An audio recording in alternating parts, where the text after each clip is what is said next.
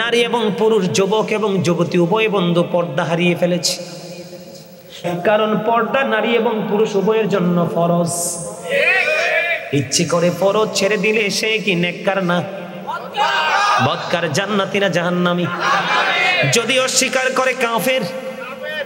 ঠিক না ঠিক? বন্ধু, আল্লাহ বলেছেন দুই ধরনের পর্দা। আমার দিকে তাকান। পুরুষের সম্পর্কে আল্লাহ এক ধরনের ওয়াজ করেছেন, নারী সম্পর্কে পর্দার এক ধরনের ওয়াজ করেছেন। আল্লাহ বলেছেন ইয়া বানি আদামা কদ আনজালনা আলাইকুম লিবাসান ইউয়ারি সাওআতিকুম ওয়া রিশান ওয়া লিবাসুত তাকওয়া যালিকা খায়র। জোরে জোরে আল্লাহু আকবার। এটা হলো পুরুষের পর্দার ওয়াজ। আর নারীদের পর্দার ওয়াজ করেছেন আল্লাহ। কি বলবো? وقرنا في بيوتكن ولا تبرجنا تبرج الجاهلية الأولى। এখনকারটা হলো বন্ধু নারীর পর্দার ওয়াজ। একটু আগে যেটা বললাম সেটা হলো পুরুষের পর্দার ওয়াজ। সারা জীবন বন্ধু যুবক তোমরা শুধু নারীদের পর্দার ওয়াজ শুনেছো। আজকে তোমাদেরকে শোনাবো শুধুমাত্র একটা কারণে, তোমরা আমার প্রিয় রে, তোমরা আমার খুব স্নেহের। কারণ এখানে যারা আছো ম্যাক্সিমামই তোমরা আমার স্টুডেন্টদের তুল্য। যেমন এটা আমার ছাত্র, আবার আমার ছোট ভাই, সে সিসিএন ইউনিভার্সিটিতে পড়ে। আজকে বলছে ভাইয়ের সাথে ওয়াজে যাবো, আসতে সময় পায় না। আজকে বলছি তুই চল, আমার সাথে চলে আসছে। এই জন্য বলছি আপনাদেরকে বন্ধু আমার দিকে তাকান। আমি কি বলতে চাই যুবক, এটা তোমাদের জন্য গুরুত্বপূর্ণ একটা মেসেজ। এই জন্য আমি আজকে ওয়াজের শিরোনাম করেছি কি ইয়া আইয়ুহাল্লাযীনা আমানু কু আনফুসাকুম ওয়া আহলিকুম নার। আল্লাহ বলেছেন O believer save yourself and your families from the fire. আল্লাহ বলেছে ঈমানদারগণ তুমি জাহান্নাম থেকে বাঁচো এবং তোমার পরিবারকেও জাহান্নাম থেকে বাঁচাও। আল্লাহ বলেছে মুমিনদেরকে তোমরা জাহান্নাম থেকে বাঁচো এবং তোমাদের পরিবারকেও জাহান্নাম থেকে বাঁচাও। বাঁচবো এবং বাঁচাবো, বাঁচবো এবং বাঁচাবো, এটা করে আমাদেরকে জানতে হবে সঠিকটা। ঠিক না বেঠিক? বন্ধুরে আমার, আমি আগে পুরুষের পর্দা নিয়ে ওয়াজ করতে চাই। রাজি আছেন? আল্লাহ বলেছেন বান্দা আদম সন্তানের জন্য 3 শ্রেণীর পোশাক দিয়েছেন। কয় শ্রেণীর? একটা হলো লজ্জাস্থান ঢাকার পোশাক, আরেকটা হলো সাজের পোশাক, আরেকটা হলো তাকওয়ার পোশাক। আল্লাহ বলেছেন লিবাসুত তাকওয়া যালিকা খায়র। আল্লাহর কাছে সবচেয়ে উত্তম পোশাক হলো বন্ধু তাকওয়ার পোশাক। হুজুর তাকওয়ার পোশাকটা কি গো? ও যুবক বন্ধুরা, তোমরা কষ্ট পেও না। তোমরা ম্যাক্সিমাম যুবকের পরনে জিন্স প্যান্ট। দয়া করে অতিরিক্ত কথা বলবেন না, হাসবেন না, মনোযোগ দিয়ে শুনবেন। কারণ বিবেকবান যারা তারা হৃদয় উজাড় করে শোনে, হৃদয়ের গভীর থেকে তাহারা এগুলোকে বন্ধু উপলব্ধি করে। আমার দিকে তাকান, ম্যাক্সিমাম যুবক ভাইদের পরনে দেখা যায় কারো পরনে লাল, কারো পরনে কালো, কারো পরনে গ্রিন। আছে না নাই? এই জিন্স প্যান্ট তোমরা জানো না, এটা 100% অভিশপ্ত পোশাক। বুখারী শরীফের মধ্যে এসেছে রে বিজয়পুরের যুবক, কেমন করে বুঝাইলে তোমরা বুঝবা। বুখারী শরীফের মধ্যে এসেছে যেই যুবকের উপর দিয়ে পোশাকটা থাকবে নাভির নিচে, নিচে দিয়ে পোশাকটা থাকবে টাকনুর নিচে, ওয়াল্লাহি ওয়াল্লাহি ওয়াল্লাহি আল্লাহর কসম করে বলছি রে, বুখারী শরীফের মধ্যে এসেছে শুধু একটা পোশাকের কারণে ওই যুবক নামাজ পড়ার পরেও সে জাহান্নামে যাবে। হুজুর কে জানতে বড় মনে চাই গো, কেন গো হুজুর তারা জাহান্নামে যাবে? কারণ পুরুষের পোশাকটাতে ফরজ বললাম, পর্দাটা ফরজ। এই পর্দাটা কোথায় থেকে কোথায় সীমাবদ্ধতা আমি দিব বন্ধু? আমি তোমাদেরকে বলছি, আমার দিকে সবাই তাকাও। এই যে উপর দিক দিয়ে ইমানদার পুরুষের লুঙ্গি হোক, প্যান্ট হোক, পায়জামা হোক, টাইজার হোক, আর যেটাই হোক, উপর দিয়ে থাকতে হবে নাভি বরাবর অথবা নাভির উপরে। কিন্তু কোনোভাবে নাভির নিচে যেতে পারবে না, নিচের দিক দিয়ে থাকতে হবে টাকনোর উপরে। এই নাভি থেকে এই নাভির উপরে এবং টাকনোর উপরে একটা পোশাক পরা, এটা এই পোশাকটা পরা পুরুষের জন্য পর্দা। এটাই হলো তার জন্য, তোমার আমার জন্য ফরজ। এটা কি? এখন আপনারা বলেন যুবকদের জিন্স প্যান্টটা কি নাভির নিচে থাকে না উপরে? হাজার চেষ্টা করলেও প্যান্টটা উপরে উঠানো যায় না, কারণ এটা তো অভিশপ্ত পোশাক। এটা প্ল্যান করে তৈরি করা হয়েছে, ক্রিয়েট করা হয়েছে তাদের বন্ধু মুসলমানকে ধ্বংস করার জন্য। চমৎকার একটা গড, একটা প্ল্যানিং। একটা কই জি বলে তোমাকে পোশাক জাহান্নামে নিয়ে যাবে, গড বলছি ভালো। এটা কি ভালো প্ল্যানিং? তুমি কেন বোঝো না? আমি তো একটু তোমাদেরকে একটু ট্রাই করার জন্য বলছি। সবাই কিন্তু চুপ, একজন বলে ফেলছে মিস্টেক জাস্ট, তাই না? Slip of tongue. আমার দিকে তাকান বন্ধু, সময় খুবই অল্প, কাজ অনেক বেশি। আমি আপনাদেরকে বলে দিতে চাই, বলে হুজুর এই পোশাকটা তৈরি করলো কে? এই পোশাকটা তৈরি করেছে বন্ধু বেঈমান কাফেরেরা। সর্বপ্রথম কোন মুমিন এই পোশাক তৈরি করেনি, বাংলাদেশ তৈরি করেনি। বলে হুজুর সমস্যাটা কোথায়? আমি তোমাদেরকে বলি, আমরা যখন ব্রাশ করি, কি করি? আমরা এখন ব্রাশ করি, এই ব্রাশ কিন্তু আমাদের জন্য নয়, আমাদের জন্য ছিল মেসওয়াক। কে রে আমাদের হাত থেকে মেসওয়াকটা কেড়ে নিয়ে গেল? এই মেসওয়াকটা কেড়ে নিয়েছে বেঈমানেরা, কৌশল করে হাতে ব্রাশ তো ধরিয়ে দিল। আমাদের হাত থেকে নবীর প্রেমের সুন্নাহ মেসওয়াক হারিয়ে গেল। এবার আসো আমি তোমাদেরকে বলি, বাংলার আনাচে কানাচে চারপাশে ফোরকানিয়া মাদ্রাসা কোরআনের আওয়াজ হতো, কিন্তু এখন আর এই আওয়াজ নাই। কিন্ডারগার্টেন ইংলিশ মিডিয়াম, এটাও বেঈমানদের একটা অপকৌশল। ফোরকানিয়া মাদ্রাসাকে ধ্বংস করে দিয়েছে।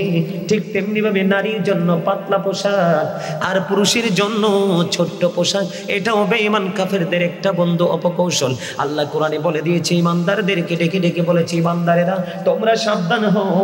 আল্লাহ বলেছেন, ইন্নাল কাফিরিনা কানু লাকুম আদুওয়াম মুবিনা। আল্লাহ বলেছেন, the heretics are the eternal enemy of the believers. আল্লাহ বলেছে ইমানদারদের প্রকাশ্য শত্রু হলো বেঈমানেরা। বেঈমানেরা চায় না মুসলমান সুখী হোক দুনিয়াতে এবং আখিরাতে। আপনারা ফিলিস্তিনের দিকে তাকান, ধ্বংস করে দিচ্ছে ইসরায়েলি ইহুদিরা, ঠিক না বেঠিক?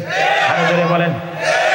এই জন্য বলছি যুবক, তোমরা যে জিন্স প্যান্টটা পরে মসজিদে যাও, আমি পরে আসছি, তার আগে আমি তোমাদেরকে বলে দিতে চাই, সাবধান করতে চাই, যদি তোমরা বিবেকবান হও আজকে থেকে অভিশপ্ত পোশাক ছেড়ে দিবে, আর বিবেকহীন হলে তোমরা পড়তে থাকবে। তবে ইনশিওর করে বলেছি, কোট করে বলছি, বুখারীতে এসেছে, আমি নিজের দুইটা চোখ দিয়ে দেখে হাদিসটা পড়েছি, ওই পুরুষগুলো জাহান্নামে যাবে, কেউ তাদেরকে বাঁচাতে পারবে না।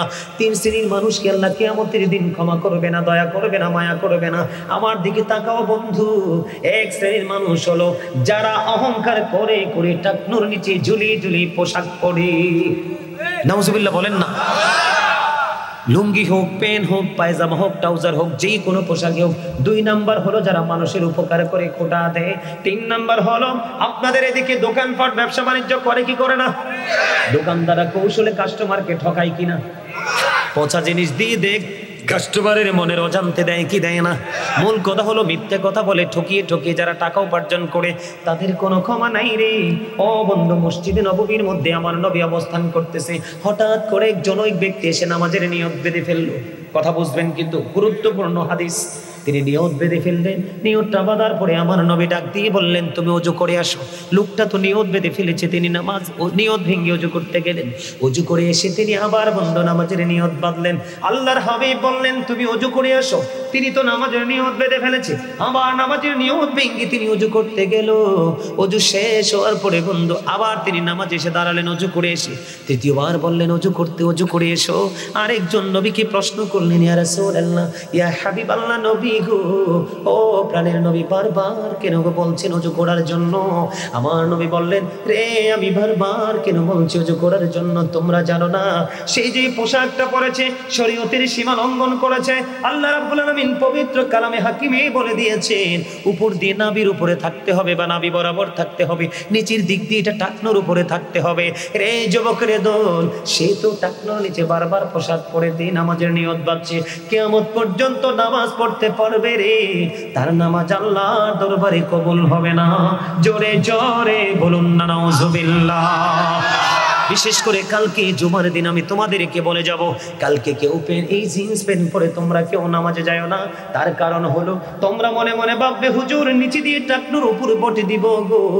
আমার প্রশ্ন হলো, নিচটা তুমি বটে না হয়ে উপরে উঠাইয়া দেবা, কিন্তু কোমরটাকে উঠাইবার কোনো ক্ষমতা নাই, কারণ এটা জন্মই হয়েছে ছোট্ট হয়ে, ঠিক কিনা বলে? বলে হুজুর ঢাকা থাকবে, ঢাকা থাকলেও তোমাকে মনে করতে হবে আল্লাহ বলেছে বরাবর বা উপরে রাখো, তোমার ইখতিয়ার না এটাকে নিচে রাখার। নিচে রাখা মানেই হলো আল্লাহর অর্ডারকে তুমি উপেক্ষা করা, ঠিক কিনা বলেন?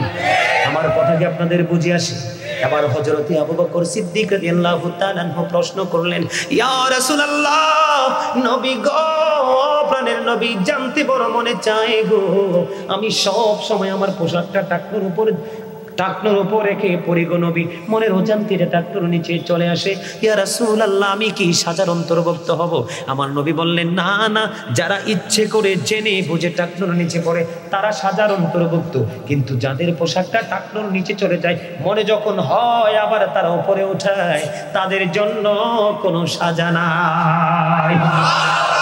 আমি তোমাদেরকে বলি, যুবক, তোমরা যে টি শার্ট পরে যাও, একটা গোল গলার হলা গেঞ্জি পরে যাও, তোমরা জানো না তোমরা যখন রুকুতে যাও, তোমরা রুকুতে যাওয়ার পরে রুকুতে যখন যাবে 100% বলছি রে, পিছনের কাতার থেকে নিশ্চিত তোমার লজ্জাস্থান মানুষ দেখতে পায়। কথা বলেন না কেন? আমার কথা কি আপনাদের বুঝে আসে? এটা আমার কথা না, কোরআন হাদিস থেকে সংগ্রহ করা বন্ধু। যার লজ্জা নাই তার ঈমান নাই, যার ঈমান নাই তার আমল করে কোনো লাভ নেই। কথা বলেন না কেন? কখনো কোনো মুমিন তার এই গোপন অঙ্গ অন্যকে দেখাইতে পারে না। এখন দেখাইলে সমস্যাটা কি? তোমার গোপন জায়গা ঢেকে রাখার জন্য আল্লাহ পোশাক দিয়েছে। কারণ আল্লাহ রাব্বুল আলামিন বলে দিয়েছেন, বলবো লাকাদ খালাকনাল ইনসানা ফি আহসানি তাকওয়িম। আল্লাহ মানুষকে সুন্দর করে বানিয়েছে, এই সুন্দর মানুষকে আরো সুন্দর রাখার জন্য পোশাক দিয়েছে, তুমি লজ্জাস্থান দেখানোর জন্য না। এরে মধ্যম বিজয়পুরের যুবক, হৃদয় খুলে শোনো বন্ধু, ও বন্ধু, কথাগুলো উড়িয়ে দিও না। অত্যন্ত ভয়ঙ্কর এই পোশাকটারে। তুমি যখন নামাজে গেলা, রুকু গেলা, পিছনের কাতার থেকে আরেকজন তোমার লজ্জাস্থানটা দেখতে পাইলো, আর ওই ব্যক্তির ক্ষতি হলো কি? ওই ব্যক্তির ক্ষতি হলো তার চোখের জিনা হয়েছে। কারণ জিনা আইনুন নাজরু, চোখের জিনা হলো, চোখের পাপ হলো নোংরা জিনিস দেখা। এখন তুমি নও, তুমি তোমার গোপন লজ্জাস্থান দেখিয়ে রেখেছো, চোখের কাজ কি দেখা নাকি বন্ধ করে রাখা? তুমিও পাপী, তুমিও জাহান্নামী, আরেকজনকেও তুমি জাহান্নামী বানিয়েছো। এই জন্য বলছি, আগামী কালকে জুমার দিন বিজয়পুরের যুবক, তোমরা জিন্স প্যান্ট অভিশপ্ত পোশাক ছেড়ে দিও। আগামী কালকে থেকে বলো, হুজুর আমরা তো অফিসিয়াল জব করি, সমস্যা নাই, দর্জি দোকানে যাবে, তোমরা দর্জি দোকানে গিয়ে মাজা বরাবর মাপ দিয়ে প্যান্ট বানাবা, শু পরবা, টাকনোর উপরে প্যান্টটা থাকবে, দেখবে তুমি এইভাবে একটা প্যান্ট পরে তুমি ছবি তুলে তোমার আপনজনকে দেখাবা, অথবা এইভাবে প্যান্টটা পরে তোমার ঘরের সদস্যকে দেখাবা, জিন্স প্যান্টটা পরে ঘরের সদস্যকে দেখাবা। তাদেরকে বলবে, তোমরা বিচার করো আমার ওই পোশাকটা সুন্দর নাকি জিন্স প্যান্টটা সুন্দর। আমি 100% কনফিডেন্সলি বলছি, তোমার ফ্যামিলির মানুষ বলবে যে এই পোশাকটা নাভি বরাবর এবং টাকনোর উপরে, এটাই সবচেয়ে বেস্ট। কারণ এই পোশাকটা হলো শরীয়ত সম্মত, আল্লাহর দেখানো পোশাক। বন্ধুরে, আবার সময় খুবই অল্প, আমি আবার নারীর পোশাকের দিকে যাবেন তো। আল্লাহ রাব্বুল আলামিন বলেছেন, করনা ফি বুয়ুতিকুন্না ওয়ালা তাবাররাজনা তাবাররুজাল জাহিলিয়াতিল উলা। আল্লাহু আকবার, জোরে বলেন আল্লাহু আকবার। আপনারা কি ক্লান্ত হয়ে গেছেন? ওয়াজ কি ছেড়ে দিব? ছোট্ট করে মূল জায়গাগুলো একটু তুলে ধরবো, শুধু জাস্ট মূল জায়গাগুলো একটু আমাকে সময় দেন। কারণ জীবনটা কখন যে কার ধ্বংস হয়ে যাবে আমি আপনি কেউ জানি না। জীবনে মৃত্যুবরণ করার আগে আমার দিকে তাকান, মৃত্যুর 1 সেকেন্ড আগেও যদি আপনি একটা তথ্য জেনে আমল করে যান, কেঁদে কেঁদে আল্লাহকে যদি বলেন, আল্লাহ গো, জীবনে তো শুনিনি, শুধু মৃত্যুর কিছুক্ষণ আগে বা একদিন আগে গাজী সুলাইমান থেকে বক্তব্যটা শুনে তো আমল ধরেছি, আল্লাহ অতীতের কর্মের জন্য আমি অনুতপ্ত, অনুশোচনা করছি।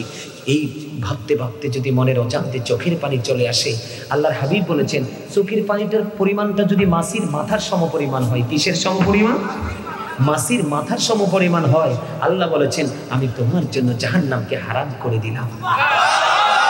আরো যদি বলেন না সুবহানাল্লাহ।